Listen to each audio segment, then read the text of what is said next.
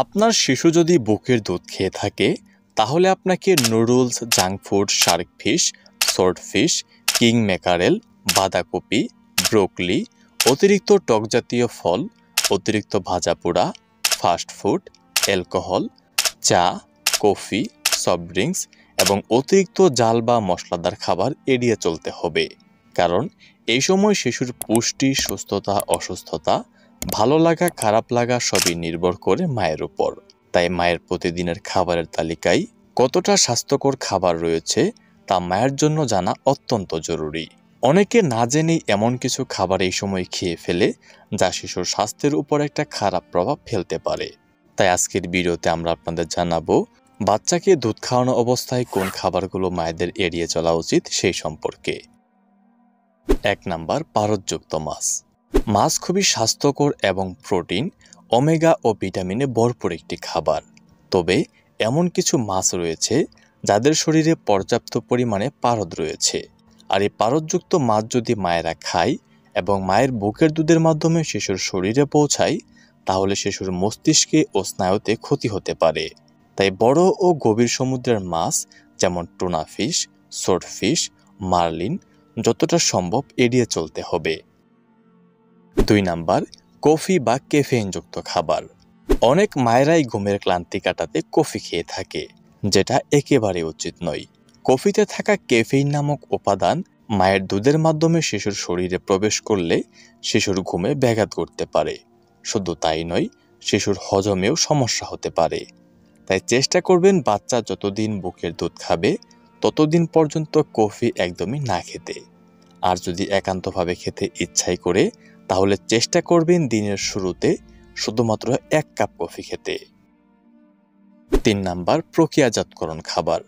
Sausages, frozen nuggets, instant noodles বা প্যাকেটজাত খাবার এগুলো খেতে সময় বাঁচে ঠিকই, তবে আপনার ও শিশুর স্বাস্থ্যের ক্ষতি করে থাকে। এ ধরনের খাবারে থাকে অতিরিক্ত লবণ, চিনি ও কৃত্রিম কেমিক্যাল, যা আপনার দুধের গুণগত মান নষ্ট করতে পারে এবং ভবিষ্যৎ শিশুর খাদ্যাভ্যাসও খারাপ হতে পারে।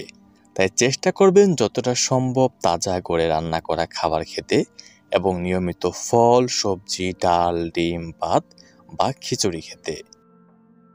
4 নাম্বার, অ্যালকোহল পান।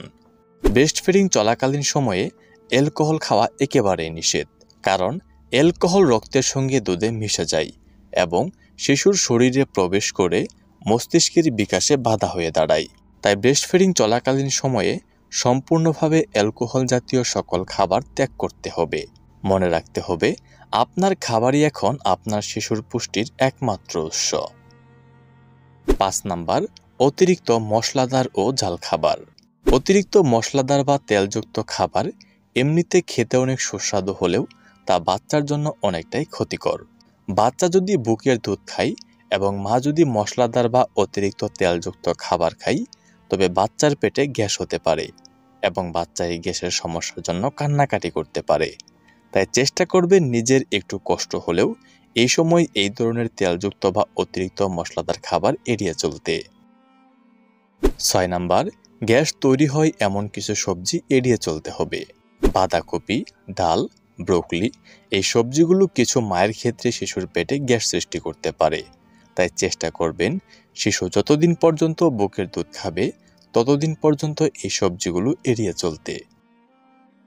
7 নাম্বার, অ্যালার্জি আছে এমন খাবার এড়িয়ে চলতে হবে। মায়ের বা পরিবারের কারো অ্যালার্জির রেকর্ড থাকলে কিছু কিছু পুষ্টিকর খাবার যেমন দুধ, বাদাম, ডিম এড়িয়ে চলতে হবে। কারণ শিশুরও যদি অ্যালার্জি থাকে এবং মায়ের দুধের মাধ্যমে এই উপাদানগুলো শিশুর শরীরে প্রবেশ করে তাহলে খাওয়ার পরপরই শিশুর শরীরে অস্বাভাবিক কিছু প্রতিক্রিয়া দেখা দিতে পারে, যেমন রেশ, পেট ব্যথা, বমি ইত্যাদি। শিশু যেন পর্যাপ্ত মায়ের বুকের দুধ পায় এবং সুস্থ থাকে তার জন্য প্রত্যেকটা মায়ের উচিত প্রতিদিন কমপক্ষে 8 থেকে 10 গ্লাস পানি পান করা, দিনে 5 বেলার খাবার ভাগ করে খাওয়া, একেবারে বেশি না খেয়ে অল্প অল্প করে বারবার খাওয়া। আপনি যদি জেনে বা না জেনে ভুল করে নতুন কোনো খাবার খেয়ে থাকেন তবে খাওয়ার পর শিশুর আচরণের দিক লক্ষ্য করুন। যদি অস্বাভাবিক কোনো প্রতিক্রিয়া দেখতে পান তবে খাবারটি এড়িয়ে চলুন এবং প্রয়োজনে ডাক্তারের পরামর্শ নিন।